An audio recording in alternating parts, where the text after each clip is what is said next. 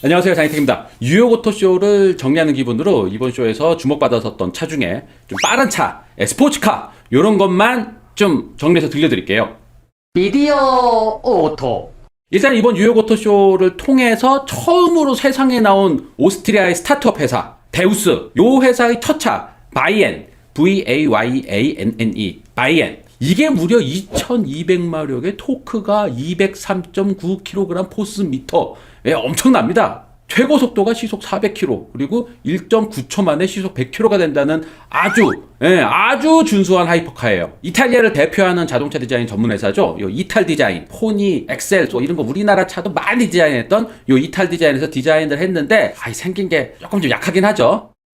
현재 가장 빠른 전기차가 리막 네베라거든요. 요 리막 네베라, 요거랑 비슷비슷한 스펙이에요. 네베라가 1900마력의 토크가 240kg 포스미터입니다. 그러니까 요거랑 비교하면은 바이안이 2200마력이니까 무려 300마력이 더 센 거예요. 하지만 토크가 네베라보다는 조금 낮은 203kg 포스미터. 그러니까 토크가 낮고 마력은 더 높다. 이렇다면은 RPM이 더 높다는 거거든요. 토크에다가 RPM 곱하면 마력이 되는 거예요. 그러니까 토크는 낮은데 마력은 더 높다. 그러면 RPM, 모터의 회전수, 이게 더 높다는 거잖아요. 이 네베라가 17,000rpm까지 돌아간다고 하는데, 이것보다도 이 전기 모터가 더 세차게 돌아간다는 거예요. 17,000rpm도 이거 대단한 회전수거든요. 근데 이 대략 수치적으로 보면 한 19,000rpm까지도 간다는 얘기인데, 이거 일단 믿자고요. 20,000rpm까지 가는 그런 전기 모터도 있고 그러니까 일단 믿자고요. 근데 이 전기차에 들어가는 전기 모터에서 이 모터의 기술력, 이런 것들 상징하는 게 요 한 개 RPM 수치가 요 기술력의 상징이기도 하거든요. 이 모터가 막 2만 RPM으로 막 고회전으로 막 돌면은요, 모터가 막 회전을 할 때 이 원심력 막 이런 것 때문에 모터가 이렇게 원심력으로 부서지기도 하고 막 이래요. 이 모터를 이게 특수 소재로 만들기도 하고, 이 모터의 이 안에 돌아가는 요 겉면, 요거를 이제 탄소 섬유로 단단하게 감싸서 만들기도 하고 막 이러거든요. 하여튼 이 모터를 17,000rpm까지 돌리는 리막 네베라도 대단한 건데, 이거보다도 더 RPM이 세다. 18,000, 19,000 여기까지 막 이렇게 모터 돌린다는 건데, 뭐 일단 차 나와봐야 알죠. 여튼 2200마력이면은 아마도 이 세계 최고 파워가 아닐까요? 부가티도 뭐 1500마력이라고 그러고, 리막 네베라 이거 1914마력이에요. 이제까지 이게 가장 강력한 파워였는데, 이것보다도 300마력이나 더 세다는 거, 요거 뭐 일단 믿어봐야죠 뭐. 이 디자인은 뭐 디자인 퀄리티는 좋아요. 프로토타입이라서 퀄리티를 가늠할 수 있는 수준은 아니지만 좀 부족해 보이긴 하죠. 이게 2200마력 세계 최고 수준의 하이퍼카인데, 이 생긴 게 그래도 너무 노멀한 것 같아. 좀 세계 최고 수준답게 독보적인 그 디테일 같은 게 이렇게 좀 이렇게 임팩트 있게 빡빡 좀 들어가야 되는데, 차가 너무 좀 점잖게 생기고 너무 좀 일상적으로 생겼잖아요. 요 신차 발표하는 요 뉴욕 오토쇼 현장에서는 여기 프로토타입이라서 양산 과정을 거치면서 이제 여러 곳곳이 좀 바뀔 수 있다라고 얘기를 하면서, 요 차는 일상에서도 쓸 수 있는 하이퍼카다. 외관도 그렇고 실내도 그렇고 좀 얌전하게 디자인한 요런 흔적들이 있다. 뭐 요런 얘기를 했다 그래요. 하여튼 데우스 바이안 2200마력.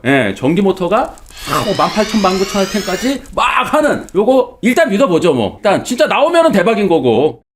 이번 뉴욕 오토쇼에서 또 관심 받았던 스포츠카가 한 대 더 있는데, 코베라입니다. 코브라, C-O-B-R-A. 요 코브라 가운데 E를 넣어서 코베라라는 이름이에요. 딱 이름만 들어도 느낌 딱 오죠. 코브라의 전기차 버전입니다. 미국 머슬카를 상징하는 코브라를 전기차 버전으로 둔갑시킨 게 이번이 처음은 아니에요. 일전에 캐나다 밴쿠버에 있는 E-파워 레이싱이라는 회사에서 그 테슬라 모터 넣고 또 기아 소울 EV에 들어갔었던 요 배터리 팩 넣어가지고 421마력 코브라 전기차 요거 만들어낸 적이 있는데, 요거는 그것보다도 좀 더 완성도도 있어 보이고 파워도 좀 더 셉니다. 일단 바디 전체가 이렇게 탄소 섬유로 만들었어요. 탄소 섬유로 만든 바디도 이 뉴욕 오토쇼 현장에 전시해 놨고요.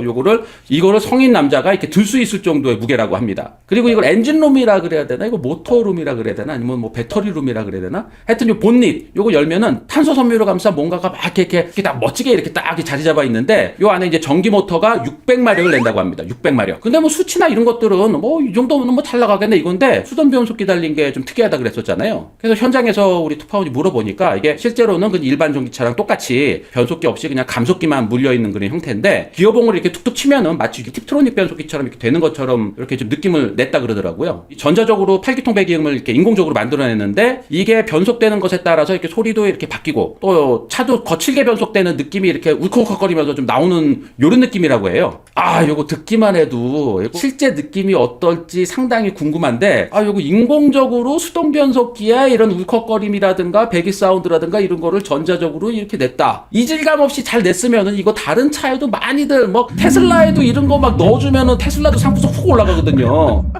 람보르기니도 이번 뉴욕 오토쇼에 또 새로운 차 한 대를 선보였는데 우라칸 테크니카. 이게 얼마 전에 제가 이제 인제 서킷 가가지고 시승했었던 우라칸 STO. 이게 그냥 무게만 줄인 그런 감량 버전이 아니고 완전 다른 차 느낌이 났다. 그러면서 막 놀라워가지고 막 시승했었던 그 영상 보신 기억 나시죠? 근데 이제 우라칸 STO는 거의 우라칸의 거의 끝판왕이고 우라칸 테크니카, 이번에 나온 우라칸 테크니카는 그거보다는 조금 좀 마일드한 버전이라고 생각을 하시면 됩니다. 물론 우라칸 에보보다는 또 한 단계 센 거죠. 일단 우라칸 STO는 우라칸을 가지고 만든 경주차라고 제가 소개해드렸잖아요. 그래서 경주차처럼 이 앞부분 전체를 탄소 섬유로 이렇게 만들어가지고 앞부분 전체가 이렇게 훌러덩 이렇게 열리잖아요. 근데 우라칸 테크니카는 그 정도까지는 아니에요. 그냥 우라칸처럼 요 트렁크만, 요 프렁크만 이렇게 딱딱 열리는 이런 거예요. 탄소 섬유로 여기저기 만든 우라칸 STO. 요게 1339kg이었잖아요. 우라칸 테크니카 요거는 40kg 더 무겁습니다. 1379kg이에요. 원래 우라칸 에보가 1422kg이었으니까 여기보다는 40kg 감량한 거예요. 그러니까 무게만 봐도 나오잖아요. 우라칸 STO가 1339 그리고 테크니카가 1379 40kg 무거워요. 그리고 우라칸 에보는 또 여기서 40kg 무거운 1422kg 40kg씩 이렇게 차이가 나는 거예요. 우라칸에는 기본적으로 다 V10 5.2L 자연흡기 엔진 다 요거 들어가요. 그리고 이번에 우라칸 테크니카에도 뭐 기존에 썼던 우라칸 여기저기 썼던 640마력짜리 그리고 토크가 57.6 뭐 요런 거 이렇게 들어갑니다. 근데 뒷바퀴에 뭐 후륜 조향이 들어가고 토크 벡터링 같은 게 뭐 특제로 더 만져가지고 들어가고 막 이런 얘기를 하거든요.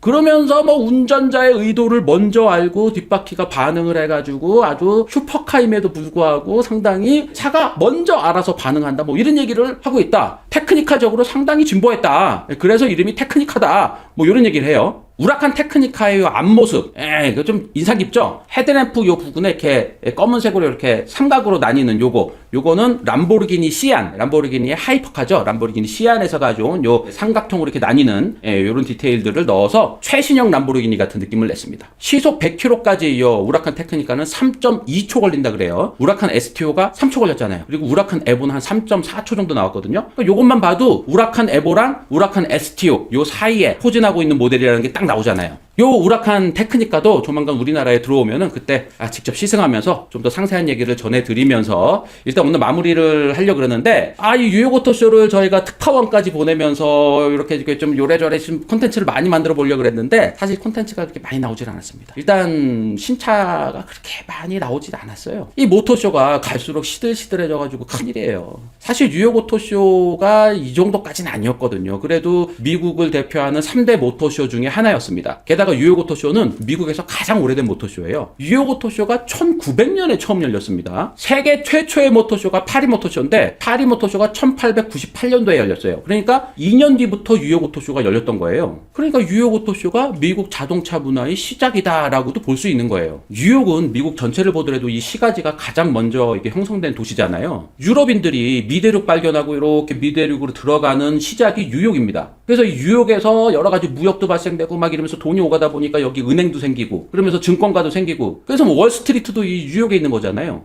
돈이 많이 오가다 보니까 예전부터 여기가 고소득자가 많았고 그리고 유럽의 새로운 문물들이 뉴욕을 통해서 많이 들락날락거리고 그래서 미국 최초의 모토쇼도 뉴욕에서 이렇게 시작이 된 거예요. 물론 디트로이트 모토쇼를 미국 최고의 모토쇼로 치긴 하죠. 왜냐면은 디트로이트의 빅3 포드, 크라이슬러, GM이 다 디트로이트에 있기 때문이에요. 그래서 디트로이트 모토쇼가 미국 자동차 산업의 현주소를 보여준다. 그래서 미국을 대표하는 모토쇼다. 이렇게 얘기를 하는 거잖아요. 그 다음으로 LA 모토쇼를 쳐주는데 LA 모토쇼가 유명해진 거는 LA에 있는 아트센터라는 자동차 디자인 스쿨, 자동차 디자인 대학 요거 때문이거든요. 요 아트센터에서 우수한 자동차 디자이너들이 많이 나오다 보니까 이 사람들을 흡수하기 위해서 이제 LA 주변에 이 자동차 스튜디오들이 많이 생겼고 요 스튜디오를 이렇게 인수해가지고 미국 자동차 자동차 디자인 스튜디오를 이렇게 만들어내고 막 이러면서 요 LA 주변에 전 세계 자동차 회사들의 디자인 스튜디오들이 이렇게 속속 생겼습니다. 현대자동차 미국 디자인 스튜디오도 또 LA 인근에 있거든요. 얼바인에 있거든요. 하여튼 요런 것 때문에 LA 모터쇼는 디자인 트렌드의 최정점을 보여주는 모터쇼로 유명해졌죠. 뉴욕은 유럽의 새로운 문물들이 들락날락거리는 출입로, 그리고 뭐 트렌드를 주도하는 패션 도시, 이런 이미지 때문에 유럽 프리미엄 브랜드들이 미국을 위해 전략적으로 내놓는 뭐 스페셜 모델 같은 것들이 많이 발표되던 모터쇼이기도 했고요. 그리고 새로운 브랜드들 발표할 때도 뭐 패션쇼랑 같이 이렇게 뭐 콜라보 해가지고 하는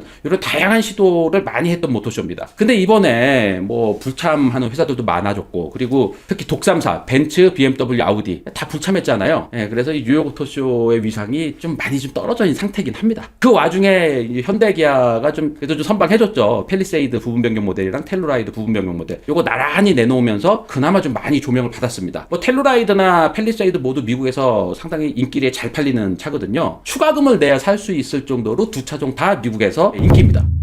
하여튼 뭐 모터쇼 이렇게 취재를 하면 할수록 뭐 매년 더 걱정이 늘어가요. 이 모터쇼가 가면 갈수록 이렇게 시들시들해지고 막 이러다 보니까 이거 점점 볼거리가 없어져가는 그런 느낌이에요. 그리고 당장 7월에 이 부산 모터쇼가 열리는데 요것도 조금 걱정이 되고, 그리고 9월에 디트로이트 모터쇼가 이제 가을로 옮겨서 9월에 열리거든요.